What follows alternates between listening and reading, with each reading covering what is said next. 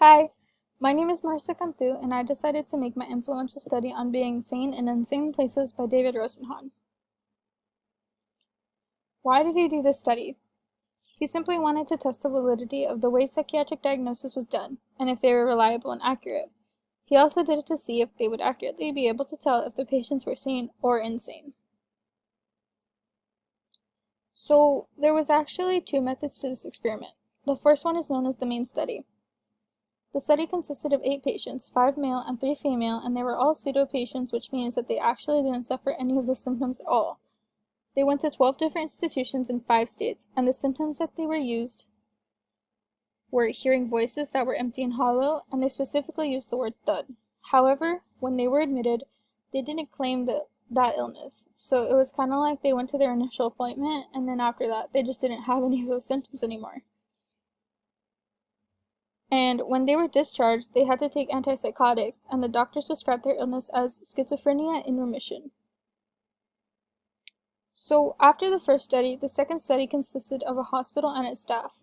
Rosenhan told that hospital to look out for patients that might be pseudo-patients and to see what the patients would be rated from a scale of 1 to 10 on the likeliness that the patient would also be a pseudo-patient.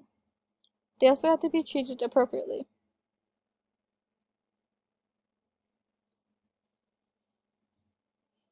The results for the studies were quite interesting because there were 11 diagnoses of paranoid schizophrenia and there was only one diagnosis of manic depressive disorder.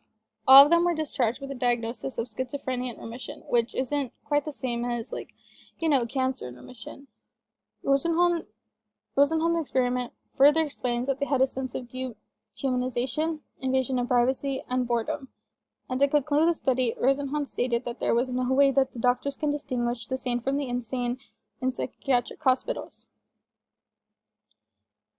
In the second study, the hospital staff explained that there were 250 patients, and they identified 41 as potential pseudo-patients.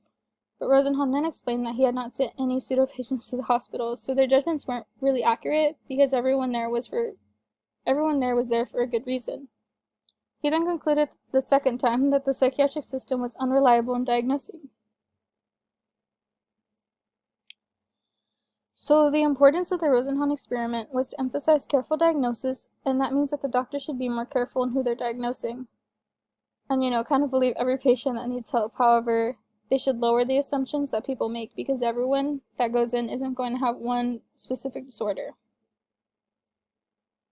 Additionally, there was actually 2 studies that were inspired by the Rosenhan experiment, the first of which is on being insane in media illegal places.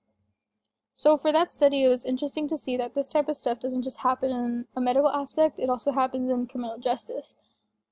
And it's important to take that into consideration because the article itself explains that the Rosenhan experiment showed that it is not difficult to stimulate those types of symptoms, such as, hearing things.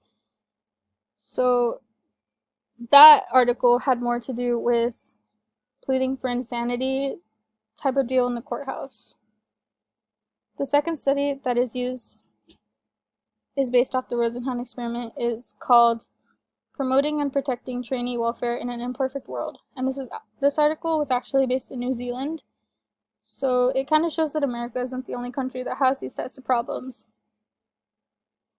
The main point of this article was to show that training does help a lot with diagnosing, and that training should be a norm for people that work in the psychiatric system. So this study was pretty influential for the way things are done today and the types of trainings that they do. Thank you so much for taking the time to look at my presentation, and I hope you have a nice day. Bye.